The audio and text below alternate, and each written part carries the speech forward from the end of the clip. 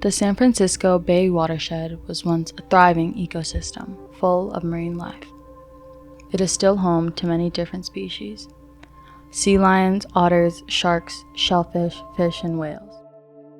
There is now immense pollution due to the significant amount of chemical and bacterial waste that was released into the watershed.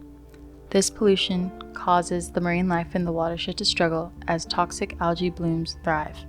Plastic waste devastates marine species, causing them to tangle and suffocate. This situation also impacts the fishing industry, as fish easily absorb toxins in the water. This pollution primarily stems from the boating industry, where boats such as large commercial ships used for cargo, along with cruise ships, disregard the state of the environment and inhumanely dump waste into the water, including oils, fuels, greywater, bacteria, and human feces. Greywater is the most commonly expelled substance from boats in the watershed. This greywater consists of wastewater from accommodation facilities like showers, laundry machines, kitchens, and dishwashers. A 2021 study on the environmental impacts of increased boating discusses the pollutants in greywater, naming them as oil, detergent, bacteria, pesticides, food pathogens, and metals. All of these pollutants contribute to an iridescent film over the water, which can make the water green. The release of greywater can also be detrimental to other marine species. This is because it harms fish gills, causes stress, leads to algae overgrowth, and negatively affects the fishing industry as a whole. The introduction of waste in the San Francisco Bay watershed dates back to the gold rush. Most gold rush immigrants arrived by sea and crews abandoned their ships, moving inland in search of riches. By 1851, over 800 ships counted the bay along the original San Francisco waterfront. The sudden population boom not only brought people but also immense waste. Settlers dumped sewage and garbage directly into the water, and the bay was essentially treated as an open sewer. An analysis of oyster shells from San Francisco Bay dating back to the 1850s found a spike in lead, zinc, and arsenic that did not appear in older shells. Compared to today, the water is significantly less polluted. However, it is still contaminated enough to pose a problem for local fishermen such as Michael Racino. Michael Racino has been running his boat since 2007, but has been familiar with the water his whole life.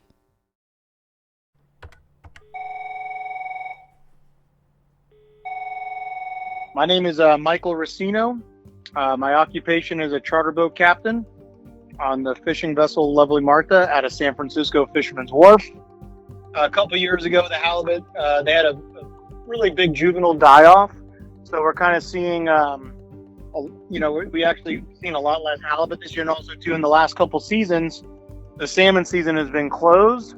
So the shift of effort, there's been a lot more boats fishing for halibut and striper than on a normal season. We can see that when we don't take care of the water, the consequences are obvious. Captain Mike shows us this with the halibut die-off over the past few years. Especially fishermen, because we rely on the bay to make a living. We rely on the bay to be healthy for us to catch fish. We want the bay to be as healthy as possible. So we make sure that we don't do any pollution. Fisherman Michael Racino can serve as a fresh perspective into how small, sustainably powered fishing boats in well-handled areas don't contribute to pollution in the bay. The real contributors are bigger vessels. While the perspective from someone who's making a living from the bay is important, so is the perspective from someone who spends a lot of time in the watershed.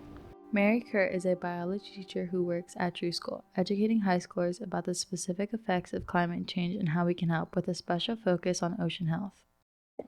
My name is Mary Kerr, and I am a biology and marine science teacher at Drew School in San Francisco.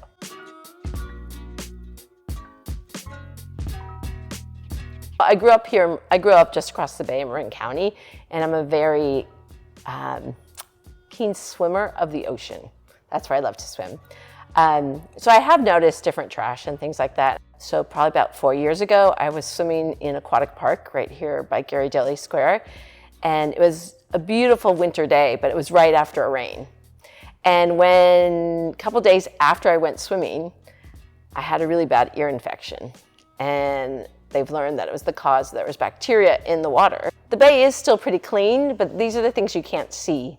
And so I think that's where it really becomes quite serious. You see the tourist ferries going around, you see fishing boats sail, you see huge tankers going by. Because most of it's still within fossil fuels, we have oil leakage going into the bay, as well as the increased carbon dioxide due to their emissions. Mary Kerr explains how the pollution in the San Francisco Bay watershed has affected her. Now she proposes a solution to the problem, a model based on Monterey Bay Marine Sanctuary. As you know, I love Monterey, and I take students down there every year. And I think it's a really great example of when the government says, we're going to protect this area. So Monterey is a marine bay sanctuary, which means it has very strict laws on what can be protected. And historically, it didn't have that. And so all the otters were being killed for their pelts. The sardines were just being fished out.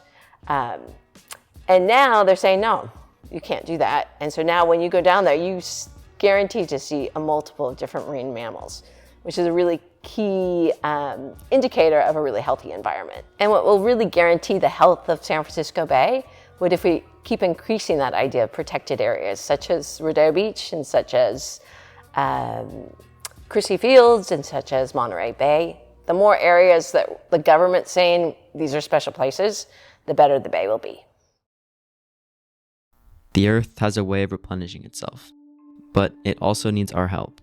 In the past, through organized efforts, water quality has improved. For example, Monterey Bay, previously polluted due to the canning industry, has now returned to normal and is now a marine sanctuary. We can take Monterey as a model to what San Francisco Bay should be, a safe home for all species to thrive. In the San Francisco Bay watershed, species have returned and pollution levels have decreased, but there is still room for improvement. We, students of San Francisco's Drew School, propose that the city of San Francisco regulate the flow of ships into the watershed and enforce waste treatment. By setting regulations, it will impose little to no harm to the bay and its marine life. Overall, the health of the bay will improve, and people will enjoy the views of cleaner bay water and witness nature without having to worry about pollution, all from the comfort of our city, San Francisco.